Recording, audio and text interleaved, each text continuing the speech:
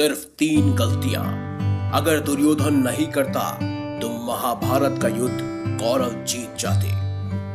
आखिर कौन सी थी वो 3 गलतियां जो पूरे कुरुवंश को भारी पड़ गई। तो चलिए अब करते हैं ज्ञान की बात। वीडियो में आगे बढ़ने से पहले चैनल को सब्सक्राइब अवश्य करें और बेल आइकन जरूर दबाएं ताकि ऐसी ही खास लेटेस्ट अपडेटेड वीडियोस आपको जानने और सुनने को मिलती रहे।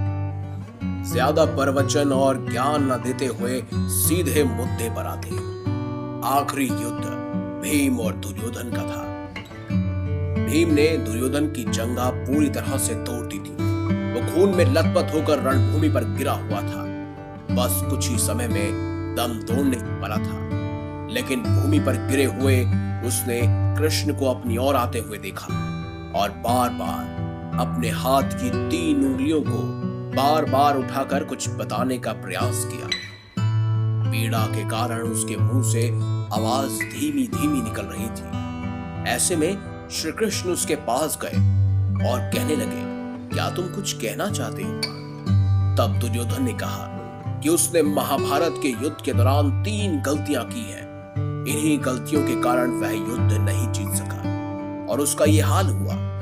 यदि वह पहले ही इन गलतियों को पहचान लेता तो आज जीत कौरवों की होती और महाभारत का युद्ध एक अलग ही निष्कर्ष को निकलता।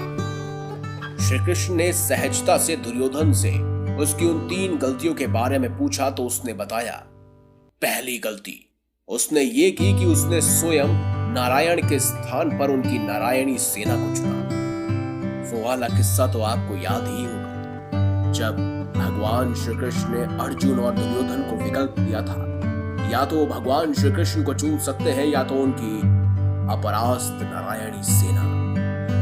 और दुर्योधन ने नारायणी सेना को चुना क्योंकि उन्हें लगा कि निशस्त्र नारायण यानी स्वयं भगवान कृष्ण कुछ नहीं कर पाए और अगर वो कौरवों के पक्ष में होते तो आज परिणाम कुछ और ही होता।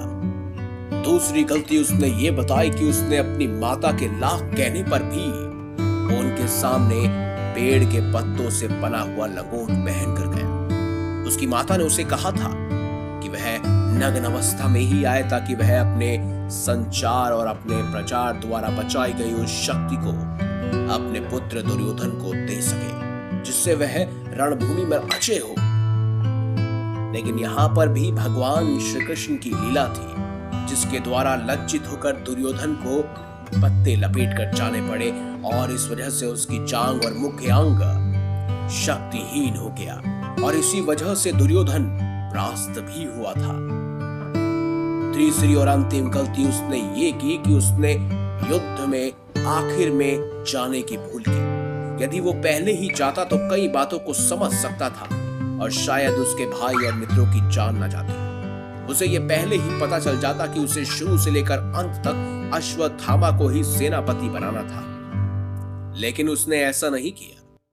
अगर वो युद्ध भूमि में पहले ही उतर जाता यानी कि सबसे आगे रहता तो वह ये जान पाता कि आखिर कौन सा योद्धा कहां सही रहेगा, कहां पर वो किस योद्धा पर भारी पड़ सकता है।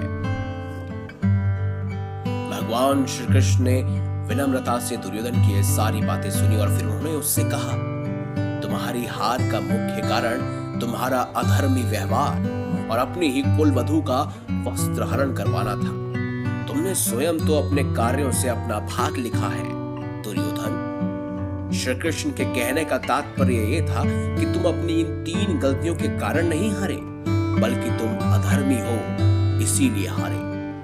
तुम अपने कुल वधू का ही वस्त्र हरण करवा रहे थे, तुम पांडवों को नीच दिखा रहे थे। तुम्हें सिर्फ और सिर्फ तुम्हारा अहंकार लेकर डूबा है, हे निर्दय सुयोधन। वीडियो आपको कैसी लगी है कमेंट बॉक्स में जरूर बताएं और अगर आपके पास भी कोई सटीक जानकारी है या आप चाहते हैं कि भविष्य में हम उन टॉपिक्स पर वीडियो बनाएं जो आप सुनना चाहते हैं तो कमेंट बॉक्स को टॉपिक से भर दीजिए। वीडियो अच्छी लगी हो तो लाइक कीजिए, चैनल को सब्सक्राइब कीजिए